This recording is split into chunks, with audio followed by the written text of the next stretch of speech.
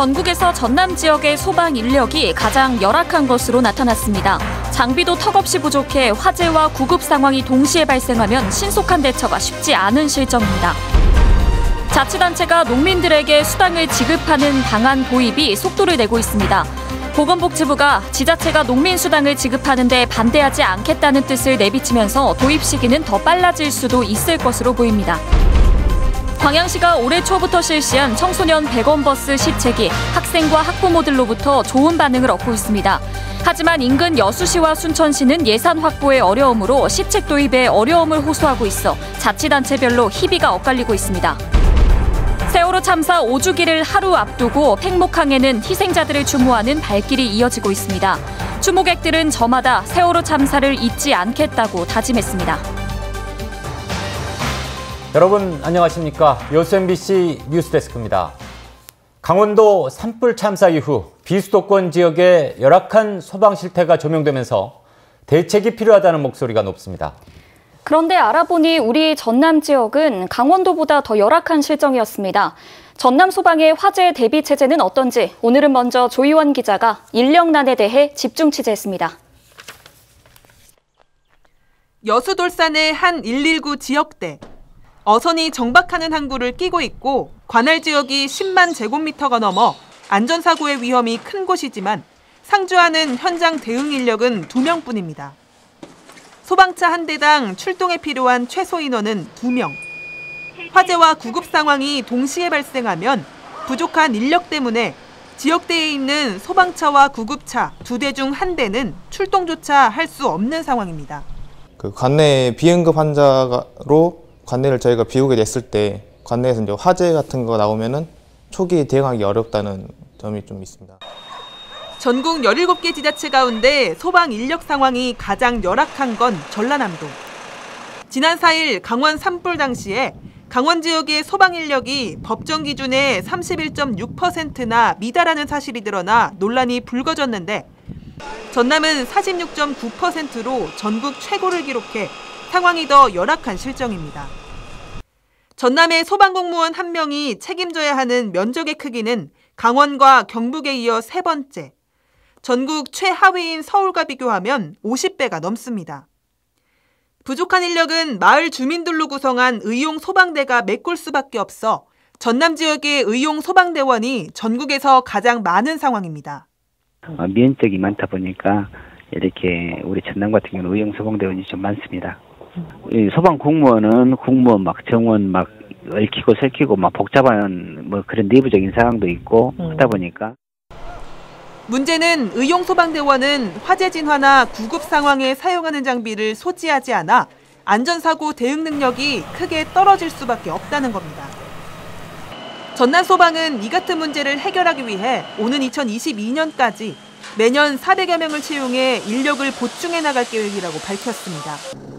하지만 산지와 도서 지역이 많은데도 불구하고 가용 소방 헬기와 소방정이 각각 2대와 1대뿐인 상황이라 소방 인력만큼 부족한 장비 확충도 또 다른 숙제로 남았습니다.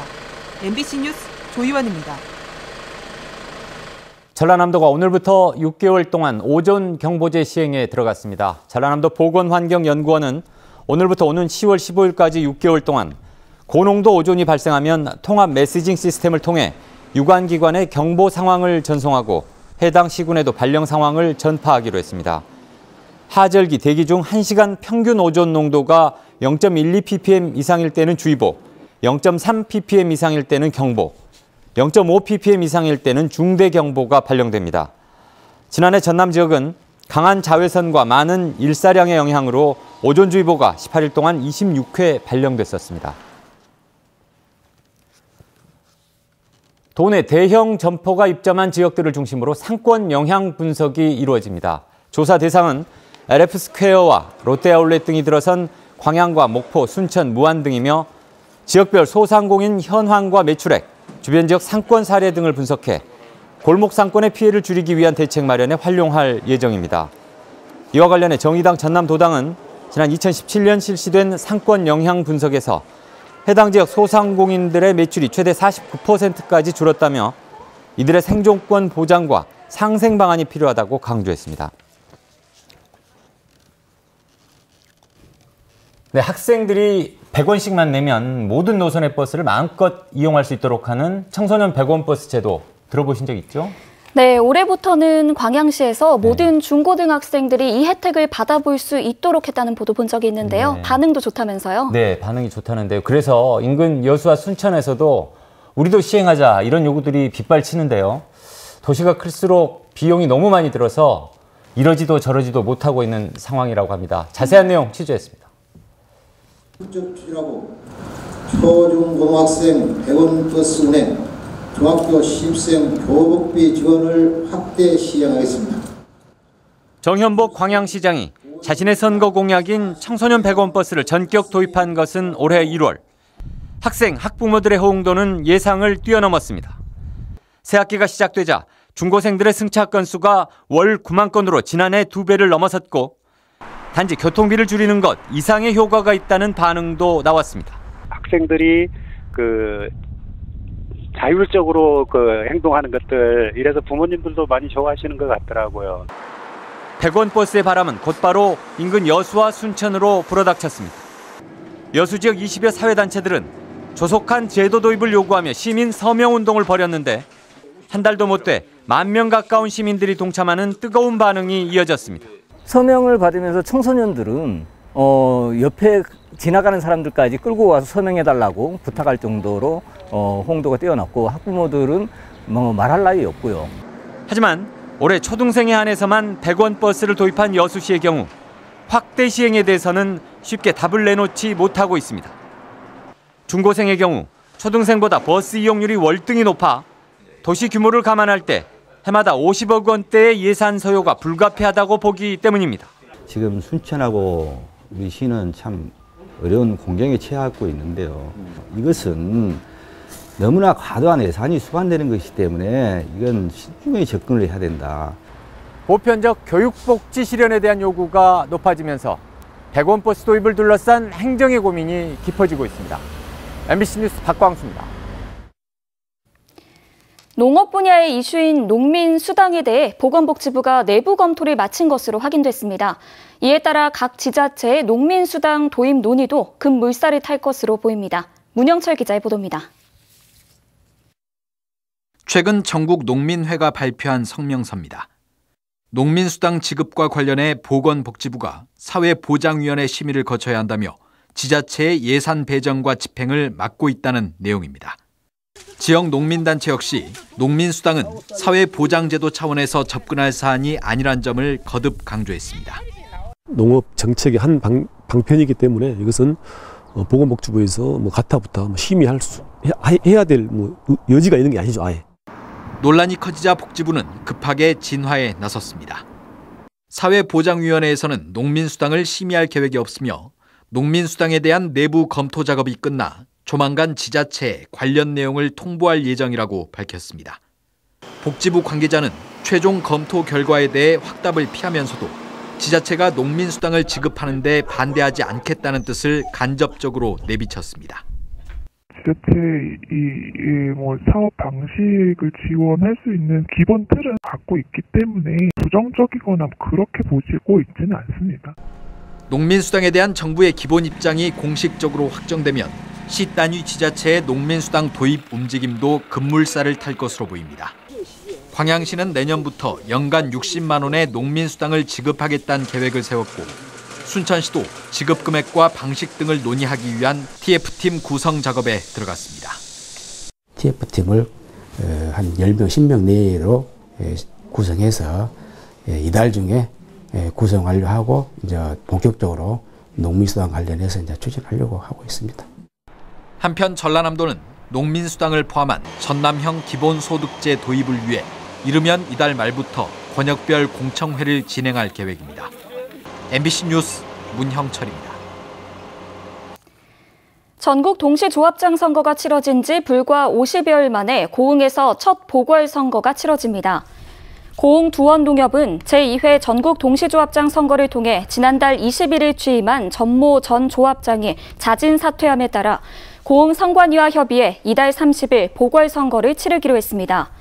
진모 전 조합장은 지난 전국 동시조합장 선거에서 61%의 득표율로 당선됐지만 선거 운동 과정에서 금품 제공 의혹이 제기되며 현재 불구속 상태로 검찰 수사를 받고 있습니다. 고흥두원 농협 측은 이번 보궐선거로 2,300여만 원의 비용이 소요될 것으로 예상했습니다. 여수시의회가 여수산단 내 주요 업체들에 대한 환경안전 관련 점검 활동을 다시 시작합니다. 여수시의회 여수산단 특위는 내일 한화와 롯데 첨단 소재 등을 시작으로 다음 달까지 산업단지 내 10개 사업장을 방문해 업체별 환경안전 대책을 점검하고 올 상반기 악취 관리 지역 지정에 관한 의견을 수렴하기로 했습니다. 여수산단 특위는 올해 1월에는 여수산단의 여천 NCC와 LG화학, GS칼텍스 등 6군데의 사업장을 방문한 바 있습니다.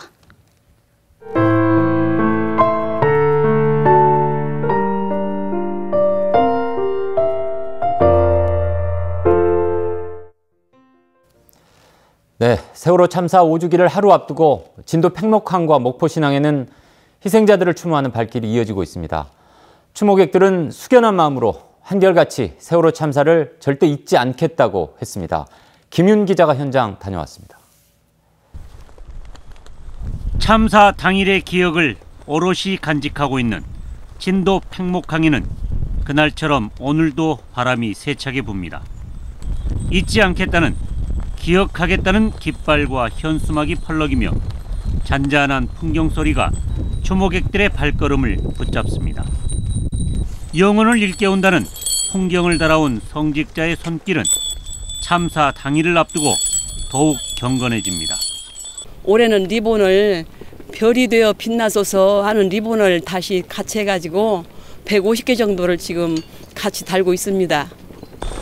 그날을 잊지 말고 원인 규명과 책임자를 처벌하자는 타일 벽화 옆으로 나비가 되어 날아간 아이들의 영혼을 달래는 추모 무용 준비도 한창입니다.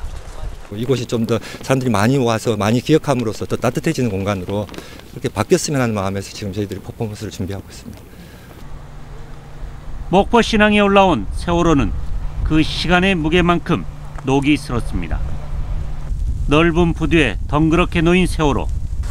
바람에 나부끼는 노란 리본 사이 철장 넘어 그 모습을 지켜보는 이에게는 형언하기 힘든 아픔을 던져줍니다.